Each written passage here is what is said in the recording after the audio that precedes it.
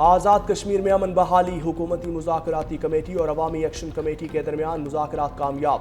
حکومتی اور عوامی ایکشن کمیٹی کے ارکان کا مشترکہ پریس کانفرنس میں معاہدے کا اعلان۔ حکومتی مذاکراتی کمیٹی کے رکن رانا ثناء اللہ نے کہا، معاملہ خوش اسلوبی سے طے پا گیا، دونوں جانب سے قیمتی جانوں کے ضیاع پر افسوس ہے۔ عوامی ایکشن کمیٹی کے جائز مطالبات تسلیم کر لیے، معاملات طے کرنے کے لیے لیگل ایکشن کمیٹی قائم کر دی جو ہر 15 دن بعد بیٹھے گی۔ پیپلز پارٹی کے سینئر رہنما راجہ پرویز اشرف بولے، اللہ کا شکر ہے ہماری گفتگو مثبت رہی، کوشش ہے خطے میں بھائی چارہ قائم رہے، اب کسی کو سڑکوں پر آنے کی ضرورت نہیں، کوئی مسئلہ یا شکایت ہو تو وہ کمیٹی کے سامنے پیش کریں۔ امیر مقام نے کہا، دشمن انتظار میں تھا کہ معاملہ خراب ہو، ان کے عزائم ناکام ہوئے۔ رکن عوامی ایکشن کمیٹی بولے، ہمارے معاملات خوش اسلوبی سے طے پا گئے۔ وزیراعظم شہباز شریف کا آزاد کشمیر میں مذاکراتی عمل کی کامیابی کا خیر مقدم، کہا سازشیں اور افواہیں آخر کار دم توڑ گئیں، کشمیری بہن بھائیوں کے حقوق کے محافظ ہیں اور رہیں گے۔ وزیراعظم نے مذاکراتی کمیٹی کے ارکان کو خراج تحسین پیش کرتے ہوئے کہا کہ امن کا قیام اور حالات کا معمول پر آنا خوش آئند ہے۔ کشمیری بھائیوں سے گزارش ہے کہ افواہوں پر کان دھرنے سے گریز کریں۔ حکومت کشمیری بھائیوں کے مسائل حل کرنے کے لیے ہر وقت تیار ہے، عوامی مفاد اور امن ترجیح ہے۔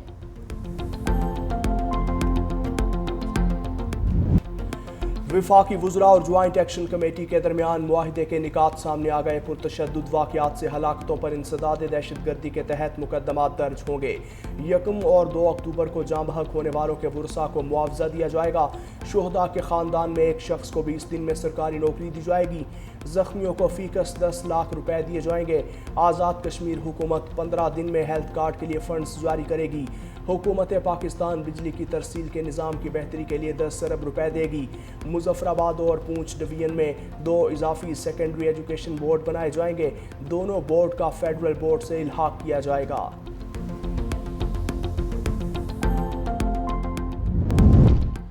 بلوچستان میں فتنہ ہندوستان کے دہشت گردوں کی شامت، خوزدار کے علاقے ظاہری میں پرامن لوگوں کو ہراساں کرنے والے 14 سے زائد دہشت گرد ہلاک، 20 سے زائد زخمی۔ آپریشن کے دوران دہشت گردوں کے متعدد ٹھکانے بھی تباہ کر دیے۔ سیکورٹی فورسز کے کامیاب آپریشن پر عوام کے پاک فوج کے حق میں نعرے، دہشت گردوں کو ٹھکانے تباہ کرنے پر خوشی کا اظہار۔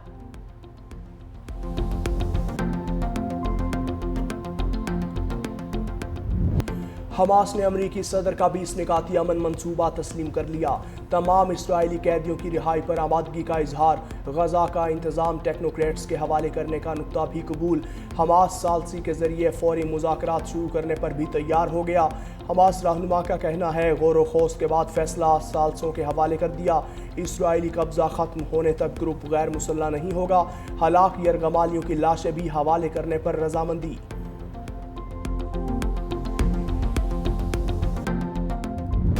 صدر ٹرمپ کا اسرائیل کو غزہ پر بمباری روکنے کا حکم، کہا حماس دیرپا امن کے لیے تیار ہے۔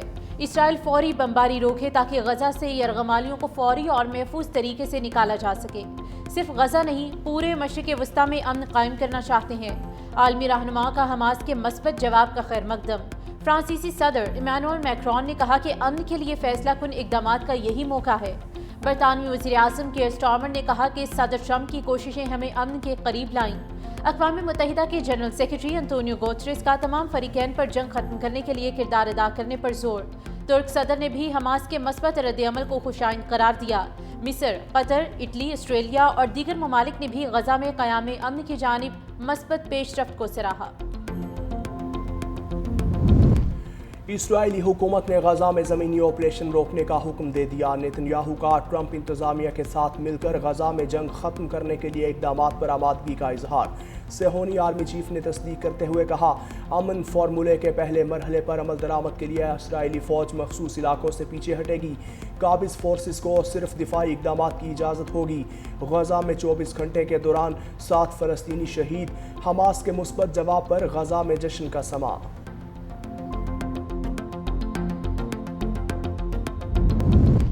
فلسطین میں جنگ بندی اور امن کی امید، وزیر اعظم شہباز شریف کا ایکس پر پیغام۔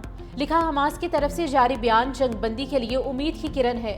صدر ٹرمپ قطر، سعودی عرب، متحدہ عرب امارات، ترکیہ، اردن، مصر اور انڈونیشیا کی قیادت کا بھی شکریہ، جنہوں نے مسئلہ فلسطین کے حل کے لیے کردار ادا کیا۔ نائب وزیر اعظم اسحاق ڈار نے حماس کے رد عمل کو خوشائند قرار دیتے ہوئے کہا کہ اسرائیل کو فوری حملے بند کرنے چاہیے، یرغمالیوں کی رہائی اور انسانی ہمدردی کی امداد کے آزادانہ بہاؤ کو یقینی بنایا جائے۔ وزیر خارجہ اسحاق ڈار کا مصری ہم منصب ڈاکٹر بدر عبدالعاطی سے ٹیلی فونک رابطہ۔ دونوں رہنماؤں کا غزہ میں پائیدار جنگ بندی اور انسانی امداد کی فراہمی پر زور۔ مصری وزیر خارجہ نے پاکستان کے دورے کی دعوت بھی قبول کر لی۔ سمودھ فلوٹیلا سے حراست میں لیے گئے متعدد کارکن اسرائیلی جیلوں میں منتقل۔ ملک بدر ہونے والے 4 اطالوی کارکن اٹلی پہنچ گئے۔ اسرائیلی وزیر خارجہ نے کہا دیگر کارکنان کی ملک بدری کا عمل بھی جاری ہے۔ غزہ کے محصور عوام کو امداد پہنچانے کے لیے ایک اور فلوٹیلا اٹلی سے روانہ۔ کانشینس نامی کشتی میں سوار کارکن فریڈم فلوٹیلا کولیشن کا کہنا ہے امدادی کشتی میں زیادہ تر طبی کارکن اور صحافی ہیں۔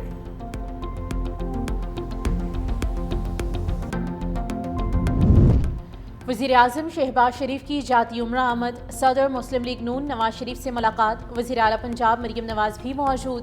وزیر اعظم کی پارٹی سربراہ کو بیرون ممالک دوروں کے حوالے سے بریفنگ دی گئی۔ شہباز شریف نے نواز شریف کو ملک کی سیاسی اور بین الاقوامی صورتحال سے بھی آگاہ کیا۔ وزیر اعظم کل 2 روزہ دورے پر ملیشیا روانہ ہوں گے۔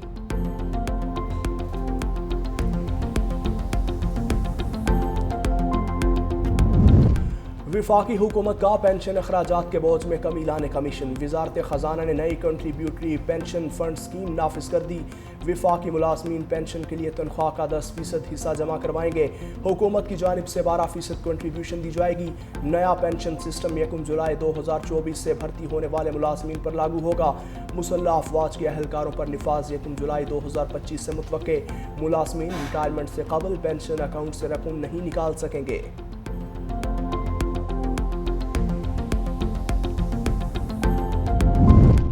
پی آئی اے کا برطانیہ کے لیے پروازوں کا باضابطہ اعلان۔ پہلی پرواز 25 اکتوبر کو مانچسٹر کے لیے اڑان بھرے گی۔ اسلام آباد سے مانچسٹر کے لیے ہفتہ وار 2 پروازیں ہفتے اور منگل کو آپریٹ ہوں گی۔ دوسرے مرحلے میں لندن کی پروازیں بھی شروع کی جائیں گی۔ ترجمان پی آئی اے کے مطابق مسافر 15 گھنٹے کی بجائے صرف 8 گھنٹوں میں اپنی منزل پر پہنچ جائیں گے۔ مانچسٹر کی پروازوں میں بتدریج اضافہ کیا جائے گا۔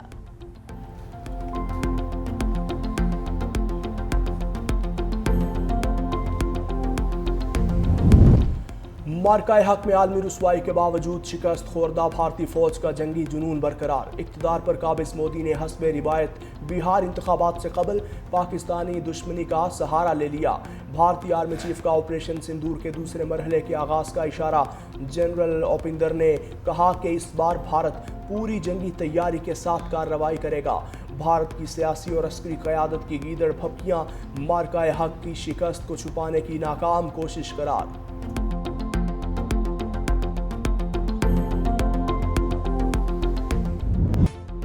D G I S P R lieutenant general Ahmad Sharif Chaudhry کا Kinnaird college for women university Lahore کا دورہ۔ انٹریکٹیو سیشن میں پاک فوج کے پیشہ ورانہ امور پر طالبات سے تفصیلی گفتگو کی گئی۔ D G I S P R نے پاک فوج، تعلقات عامہ، سیکیورٹی مسائل اور سوشل میڈیا کے کردار پر روشنی ڈالی۔ فیکلٹی اور طالبات کی جانب سے D G I S P R کی آمد کو خوشائند قرار دیا گیا۔ کھنیٹ کالج کی بصارت سے محروم ہونہار طالبہ نے شاندار نغمہ پیش کیا۔ طالبات نے شہداء اور غازیان پاک فوج کو خراج تحسین پیش کیا۔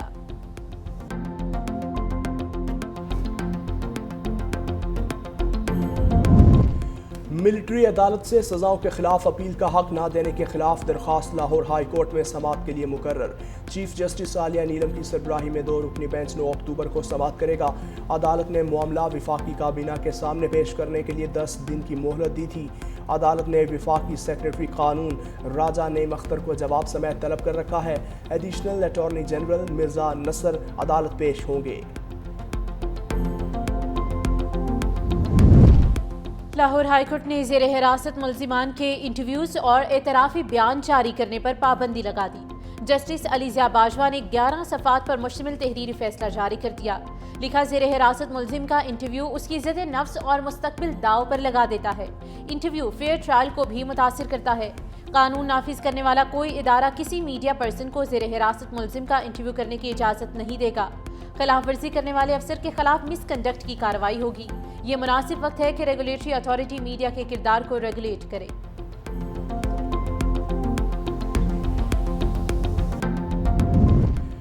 وزیر اعلیٰ پنجاب مریم نواز کی زیر صدارت 4 گھنٹے طویل جائزہ اجلاس دور دراز علاقوں سے پانی لانے کی مشقت سے نجات کے لیے گھر گھر بوتل بند پانی مہیا کرنے کا فیصلہ سیلاب متاثرہ علاقوں میں 11.5 لاکھ افراد کے علاج پر محکمہ صحت کو شاباش مریم نواز کا 65 لاکھ بچیوں کی ویکسینیشن مکمل ہونے پر اظہار اطمینان وزیر اعلیٰ مریم نواز کی کیتھ لیب پروجیکٹ کی تکمیل جلد از جلد یقینی بنانے کی ہدایت دسمبر تک پنجاب بھر میں 1115 الیکٹرو بسز فنکشنل اور ڈپٹی کمشنرز کو چارجنگ سٹیشنز قائم کرنے کے لیے اقدامات کی ہدایت وزیر اعلیٰ مریم نواز نے مختلف اضلاع میں الیکٹرو بس پروگرام کے لانچنگ شیڈیول کی منظوری بھی دے the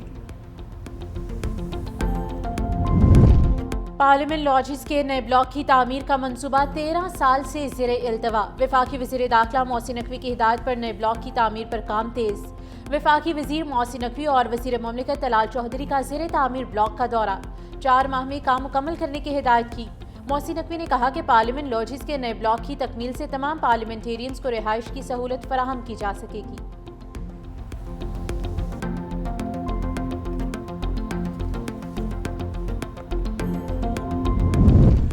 public accounts committee Sindh کی کوششوں سے ریکارڈ ریکوری کے الیکٹرکس نے سندھ حکومت کو مزید 2 ارب 34 کروڑ روپے جمع کروا دیے کہ الیکٹرک پر کئی سال سے الیکٹریسٹی ڈیوٹی کی مد میں واجبات قابل ادائیگی تھے کہ الیکٹرک تاحال سندھ حکومت کو 6 ارب روپے سے زائد رقم واپس جمع کروا چکا صارفین سے الیکٹریسٹی ڈیوٹی کی مد میں ہر ماہ رقم وصول کی جاتی ہے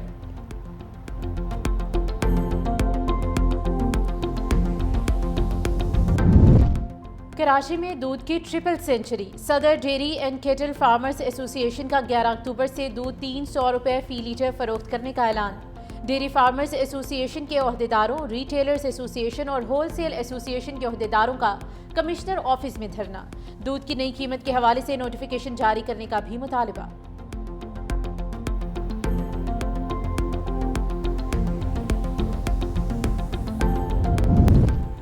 خواجہ تعریف گلشن عرف تیفی بٹ دبئی سے گرفتار تحقیقاتی اداروں نے انٹرپول کی مدد سے تیفی بٹ کو گرفتار کیا تیفی بٹ امیر بالاچ ٹیپو قتل کیس میں مرکزی ملزم تھا ذرائع کے مطابق خواجہ تعریف گلشن عرف تیفی بٹ کو انٹرپول کی مدد سے جلد پاکستان منتقل کیا جائے گا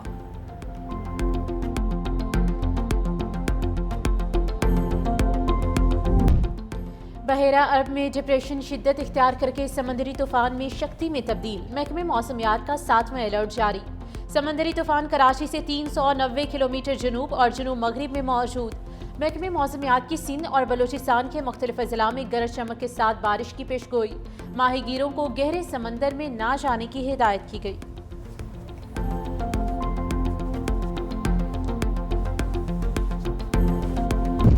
مراکش میں حکومت مخالف مظاہرے شدت پکڑ گئے جھڑپوں میں 3 افراد ہلاک 300 زخمی نوجوانوں کی زیر قیادت گروپ نے حکومت کی برطرفی کا مطالبہ کر دیا جنریشن زی 212 کا تمام گرفتار افراد کی فوری رہائی کا بھی مطالبہ